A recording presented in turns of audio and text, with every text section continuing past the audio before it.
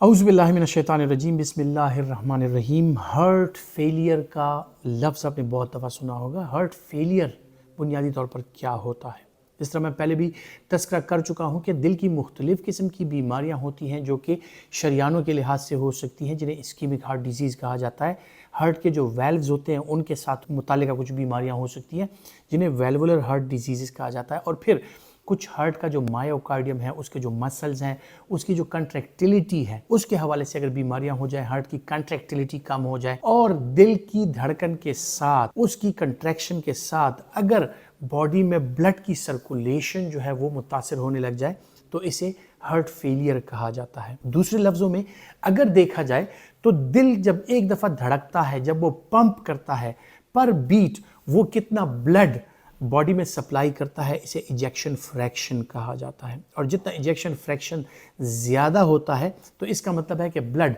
Normally आपकी body में circulate करेगा। लेकिन जब इजेक्शन फ्रैक्शन कम होता है तो इसका मतलब है कि ब्लड की सर्कुलेशन जो है वो कम हो जाती है, और जो ब्लड आपके दिल में आता है उसका ज़्यादा हिस्सा दिल के अंदर ही रह जाता है, वो बॉडी में मूव नहीं करता। और इसके साथ क्या होता है कि दिल पर एक प्रेशर डेवलप होने लग जाता है और दिल के मसल जो हैं वो रिलैक्स होने लग जाते हैं, दिल के जो कंट्रैक्टिलिटी है दिल की वो कम होने लगती है, और इसे हार्ट फेलियर कहा जाता है।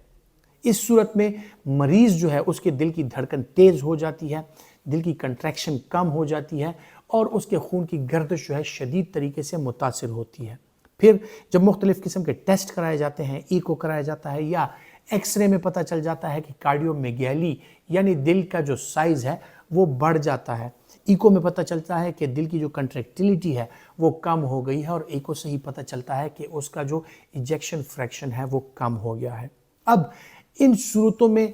एक एंटी हार्ट फेलियर दवाई वो क्या हो सकती है कि जो कि दिल पर बनने वाला एक्स्ट्रा बोझ जो है, एक्स्ट्रा प्रेशर जो है उसको कम किया जा सके, आपका इजेक्शन फ्रैक्शन जो है उसको बढ़ाया जा सके, और दिल की जो कंट्रैक्टिलिटी है मसल्स की उसको बढ़ाया जा सके। तो इस तरीके से जो आपको हार्ट फेलियर के साथ जो अलामात होती हैं, जैसे सांस का फूलना, बदन का सूज जाना, सीने में पानी आ जाना, दिल के इर्द गिर्द पेरिकार्डियल इफ्यूजन पानी आ जाना, या दोनों पाँव का सूज जाना, या पूरी बॉडी का सूज जाना जिसे एनासार्का कहा जाता है, ये हार्ट फेलियर की अलामात हो सकती हैं। इसी तरह फेफड़ों के अंदर अगर पानी आ जाए तो इसे पल्मोनरी एडीमा कहा जाता है, और ये मरीज़ जो है फिर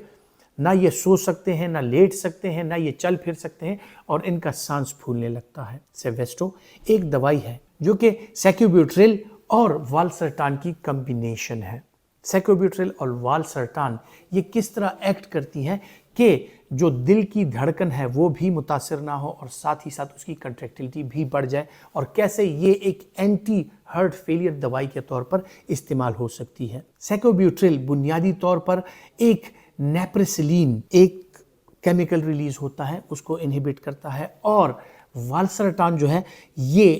एक और केमिकल है जिसे एंजियोटेंसिन कहा जाता है,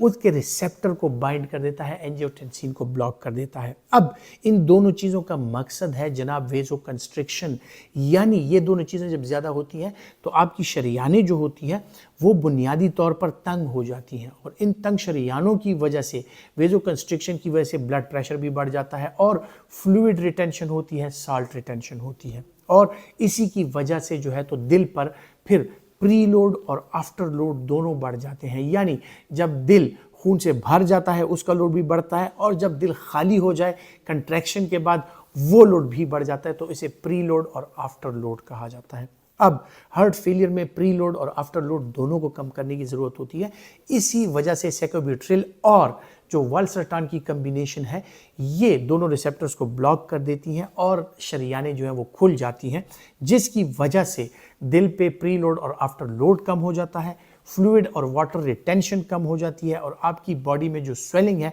वो कम हो जाती है, और जैसे ही दिल पर प्रेशर कम होने लगता है हार्ट फेलियर उसके चांसेस जो हैं और उसके जो अलामात होती हैं वो कम हो जाती हैं। अब इन सूरतों में अगर इसका इस्तेमाल कराया जाए तो क्रॉनिक हार्ट फेलियर या जो लंबे अरसे तक हार्ट फेलियर की ये दवाई अगर खाई जाए तो इससे हार्ट फेलियर की जो अलामात होती हैं उनमें बेहतरी आ जाती है। अब जो लोग इसका इस्तेमाल करते हैं उन्हें क्या क्या साइड इफ़ेक्ट्स हो सकते हैं। चूँकि वालसर्टान भी है, इसमें सैक्यूबिट्रिल भी है, तो इसके साथ ब्लड प्रेशर शदीद तरीके से लो हो सकता है, हाइपोटेंशन हो सकती है, इसके साथ पोटाशियम लेवल बढ़ सकता है, हाइपरकलीमिया हो सकता है, या फिर वो अफराद जो हार्ट फेलियर के साथ रीनल फंक्शंस भी, यानी उनके गुर्दे के फंक्शंस वो कमज़ोर हों, तो उनमें जो रीनल फेलियर है उसकी तरफ वो जा सकते हैं। इस दवाई का एक साइड इफ़ेक्ट है कि इसके साथ अक्सर औकात लोगों को ड्राई कफ होती है, थ्रोट में इरिटेशन होती है, तो वो भी इसके साथ बढ़ सकती है। और हार्ट फेलियर के वो अफराद जो कि हार्ट रिदम के एबनॉर्मेलिटी का भी शिकार हों,